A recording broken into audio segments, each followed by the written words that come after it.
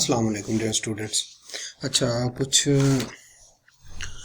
Numerical में कुछ चीज़ें आती हैं, मैंने कहा आपके साथ डिस्कस कर लूँ। उससे सबसे पहले है डिविडेंड। डिविडेंड की बहुत जगह एडजस्टमेंट आई है, मैंने सबको कर दिया है। बेसिकली 3 तरह के होते हैं डिविडेंड।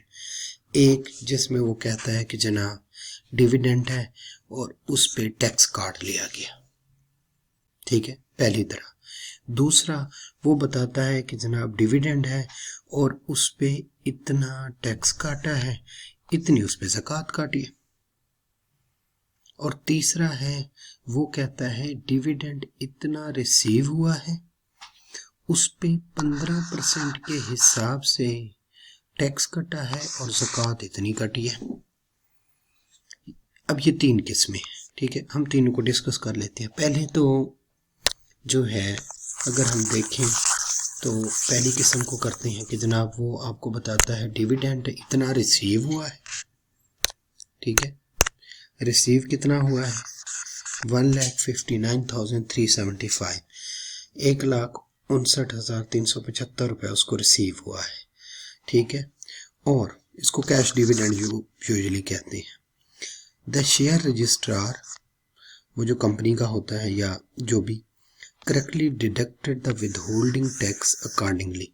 अब आपको पता है डिविडेंड पे टैक्स होता है 15%। अब 15% टैक्स कट के ये वाली अमाउंट मिली है, इसका मतलब है असल जो डिविडेंड इनकम होगी वो ये नहीं होगी, ठीक है।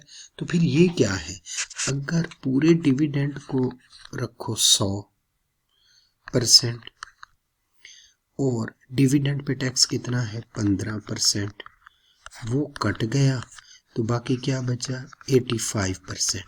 इसका मतलब है ये जो 159 यानी 1,59,375 मिला है, ये 85% है। इसका करना क्या है, हमने ये जो मिला है हमें इसको डिवाइड कर लें अगर 85 से और मल्टीप्लाइड कर लें इसको 100 के साथ, तो हमारी अमाउंट आ जाएगी।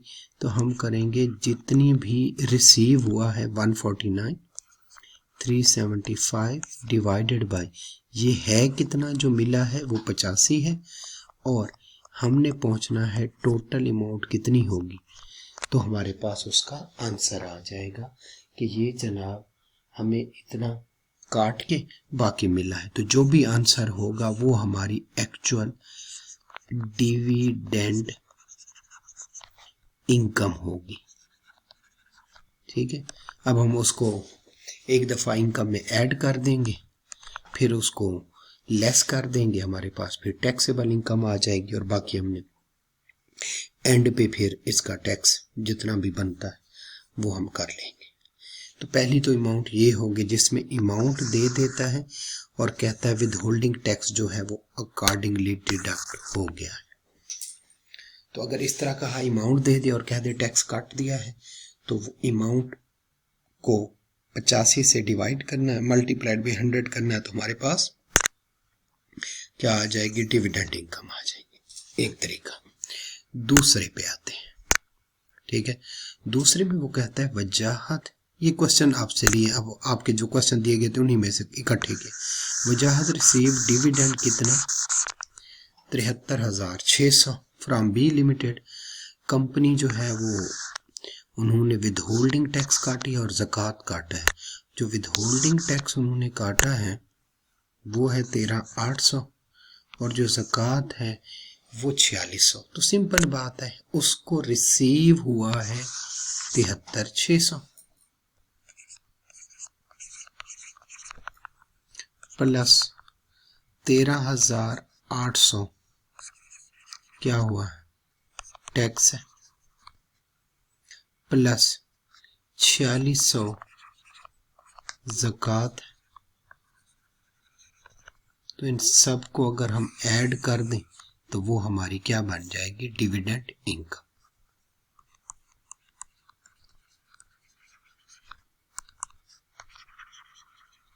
बस मिला कितना है 73,600, उसमें से 13,800 और 4600 काट गया, तो इसका मतलब है टोटल कितना था, इन सब को ऐड कर ले, सिंपल। ओके हो गया। चलो दूसरा हमें पता चला कि वो हमें अमाउंट दे देगा और कहेगा इतनी टैक्स कटा है, इतनी ज़कात कटी है, तो हम उसमें ऐड कर लेंगे तो हमारी डिविडेंड इनकम आ जाएंगी। दो तरीके हो गए, ठीक है, एक जिसमें सिर्फ रेट बता देता है, दूसरा जिसमें ज़कात भी साथ में बता देता है, जो भी। अब तीसरा तरीका, ये अक्सर आ जाता है और कंफ्यूजिंग है। वो कहता है डिविडेंड रिसीव हुआ है 1,74,000, लेकिन उसमें से डिडक्शन टैक्स की हुई है 15% में और ज़कात आई है 30,000। ये अक्सर आ जाता है। रिसीव कितना हुआ है, 1,74,000, क्या कट के 15% टैक्स कटा है और ज़कात कटी है 30,000। अब हमें इसका नहीं पता कि 15% किसका है, कि अगर 1,74,000 में 30,000 ऐड करती हैं तो भी बाकी 15% जो है वो इनकम टैक्स काट के मिला है। तो ये बड़ा मसला है। तो फिर हम क्या कहते हैं, हम एक इक्वेशन बना लेते हैं, आप शायद क्यूएम में पढ़ के आए होंगे। 1,74,000 रुपये रिसीव हुआ है, ठीक है, हाँ 74,000 रुपये, एक और 0, ठीक है, 1,74,000 रुपये रिसीव हुआ है। और अगर हम समझ लें ऐसे कि जो हमें हमारी डिविडेंड इनकम है x, तो उसमें से क्या लेस हुआ है, पहले तो हुआ है x और इसको मल्टीप्लाई कर लें किसके साथ, 15% के साथ, ये लेस हो गया है, यानी x का 15% लेस हुआ है, माइनस उसमें 30,000 लेस हुआ। ये एक इक्वेशन बन जाएगी। तो इसको सॉल्व करें तो x यानी निकल आएगा, मैं अगर करता हूँ तो ये बन जाएगा 2,40,000। ये हमारी क्या बन जाएगी, डिविडेंड इनकम बन जाए। तो ये तीसरा तरीका है जिसमें कहते हैं इतने रिसीव हुए, इतने परसेंट पे टैक्स कट गया और इतनी ज़कात। तो उसको पे सॉल्व करने का तरीका क्या है कि हम कहते हैं जनाब समझ लो वो x है, x में से अगर 15% निकाल लें और ज़कात काट लें तो वो बनता है 1,74,000। तो हम यहाँ से निकाल लें। तो ये तीन तरीके हैं जिससे हम डिविडेंड का क्वेश्चन करते हैं। अक्सर ये एडजस्टमेंट आई होती है।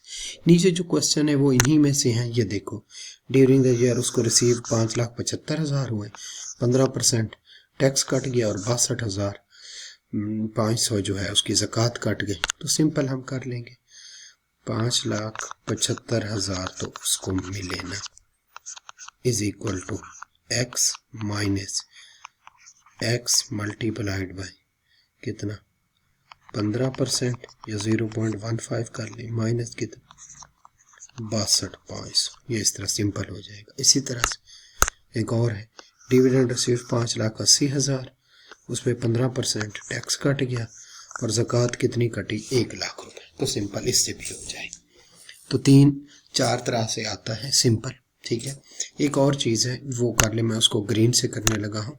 वो कहता है he also received 65,000 from UAE normal banking channel, और जो है पाकिस्तान या UAE में इस पर टैक्स डिडक्ट नहीं हुआ। तो जब इस पर टैक्स डिडक्ट नहीं हुआ तो ये फाइनल इनकम की तरफ नहीं जाएगा, या नॉर्मल इनकम में इसको ऐड कर दें, ठीक है। तो बस ये 3-4 डिविडेंड की थी, हमें इस बात की समझ आ गई। हम ज़रा आगे चलते हैं। एक और चीज़ हमने पढ़ी थी, चिल्ड्रन एजुकेशन।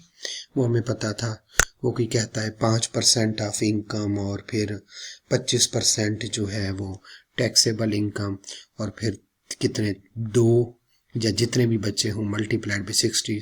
तो इनका जो लोअर है वो हम क्या लेते हैं, वो हम इसको साथ लिखा गया था टैक्स क्रेडिट, लेकिन हमने इसको बिल्कुल उस तरह से ट्रीट करना है जिस तरह से बाकी डिडक्टेबल अलाउंस होते हैं। ज़रा एक छोटा सा क्वेश्चन कर लेते हैं, हमें ज़्यादा कंसेप्ट क्लियर हो जाएगा। मिस्टर यासिर ने कहा मेरी 14 लाख रुपए जो है वो इनकम है और मैं 2 लाख रुपए ज़कात देता हूँ। फर्दर उसने जो है 7 लाख का जो है 2 बच्चे हैं उसके पास, उसने 70,000 उसके एजुकेशन वो पे किया। तो इसमें जो है एजुकेशन अलाउंस या क्रेडिट मिलेगा।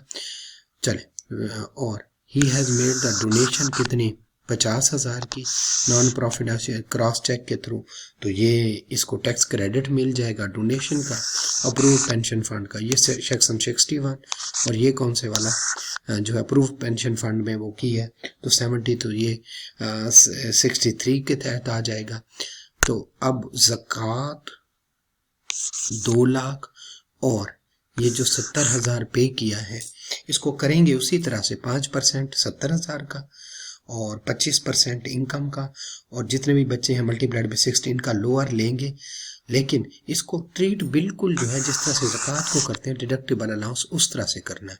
जी हम क्वेश्चन करते हैं, उसकी टोटल इनकम है 14 लाख, ज़कात कितनी है 2 लाख, तो 12 लाख आ गया। अब less educational expense for children, वो किस तरह से करना है, ये देखिए 70,000 उसने पे किया, उसका 5%, उसकी जो टैक्सेबल इनकम है कितनी 12 लाख, और ये ज़कात निकाल के लेनी है, ठीक है, वो 3 लाख। और फिर उसके जितने बच्चे हैं, कितने बच्चे हैं 2 बच्चे हैं, 60 एक का, तो 35 3 और 1,20,000 का 3500 जो है वो लोअर है, वो हमने ले लिया। तो ये लेस करके अब हमारी टैक्सेबल इनकम बन जाएगी।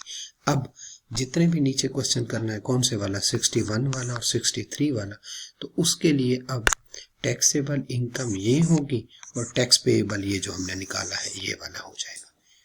तो उम्मीद है आप ये कर लेंगे।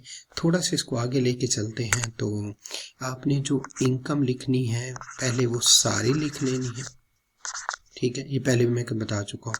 सारी इनकम लिख लें, उसमें एग्जेम्प्ट भी लिख लें, उसमें एनटीआर भी लिख लें, उसमें एफटीआर वाले लिख लें, उससे सेपरेट ब्लॉक, ये सारी लिखने के बाद ना फिर आपने एग्जेम्प्ट और एफटीआर और सेपरेट ब्लॉक को अलहदा से निकाल लेना है, ठीक है, और बाकी जो बच जाएगी वो हमारी एनटीआर वाली बन जाएगी। एफटीआर वाली निकाल देनी है, सेपरेट ब्लॉक वाली निकाल देनी, एग्जेम्प्ट वाली। जो एनटीआर वाली इनकम बन जाए वो बच जाएगी टोटल एनटीआर वाली, ठीक है। उसमें से ज़कात, WWF, WPPF और चिल्ड्रन एजुकेशन, ये इनमें से कोई हो तो वो लेस कर दें, तो हम किस पे आ जाएंगे, टैक्सेबल इनकम पे, ठीक है। टैक्सेबल इनकम पे जब हम आएंगे तो फिर उसका 75% या इससे ज़्यादा जो है, अगर सैलरी इनकम है तो टेबल 2 अदरवाइज टेबल 1 लगेगा। टेबल 1 से आपका आ जाना है एनटीआर की जो टैक्स लाइबिलिटी होती है, ठीक है, एनटीआर की टैक्स लाइबिलिटी जब ये आ जाए तो उसमें से आपने लेस करने हैं टैक्स क्रेडिट, ठीक है। टैक्स क्रेडिट जब लेस कर लेंगे तो इसका ख्याल रखना, पहले फॉरेन टैक्स क्रेडिट करेंगे और उसके बाद जो टैक्स पेएबल बनेगा ना वो सेक्शन 61 और 63 के लिए, यानी ए के लिए आपने फॉरेन टैक्स क्रेडिट निकालने के बाद जो अमाउंट बचेगी वो यूज़ करनी है। जब ये सारा कुछ निकाल देंगे तो फिर क्या आ जाएगा, फिर सेपरेट ब्लॉक एफटीआर वाला टैक्स आएगा, वो एक दफ़ा ऐड करेंगे और अगर वो पहले डिडक्ट हो चुका है तो फिर वो लेस कर देंगे, विद होल्डिंग टैक्स लेस करेंगे वगैरह वगैरह, ठीक है। इस दौरान और क्या मसाइल आते हैं छोटे से आपको बता दें, ठीक है। हो सकता है सैलरी की जैसे होती है वो अक्रू तो हो गई हो लेकिन रिसीव अगले महीने हो सकती है, तो बाज़ दफ़ा वो 11 महीने हो जाती है। एक और मसला आ जाता है, फॉरेन सोर्स इनकम आ जाती है और पाकिस्तान सोर्स, तो उनको अलहदा लेके चलना है। एक और मसला आ जाता है, ठीक है, कि आपकी जो है एक से ज़्यादा इनकम है, उनमें मसला आ जाता है। फिर क्या है, आपकी कुछ इनकम जैसे टीचर का टैक्स क्रेडिट है, ठीक है, तो वो आपने नॉर्मल इनकम में से लेस पहले कर लेना है। जो टीचर वाला टैक्स क्रेडिट वो 25% वो जो भी आपका था वो आपने लेस कर देना है, ठीक है। इसके अलावा जो सबसे एक इम्पॉर्टेंट बात है, आपने कहीं पे रुकना नहीं, जो आपको एडजस्टमेंट आती है जैसी आती है वो आपने करनी ज़रूर है। अगर आपको 4 एडजस्टमेंट मुश्किल लग रही हैं तो क्वेश्चन नहीं छोड़ देना, अपनी हिम्मत नहीं हारनी, क्वेश्चन करते रहना है, ठीक है। तो इसी तरह से वो जो एग्जम्पशन थी आपने देखा था, आज हमने अलहदा पढ़ी है, अगर वो इनकम आ जाए तो आपने उनको बारी बारी, जैसे फॉरेन सोर्स इनकम एग्जेम्प्ट होती है तो एग्जेम्प्ट कर लेना है। अल्लाह हाफिज़।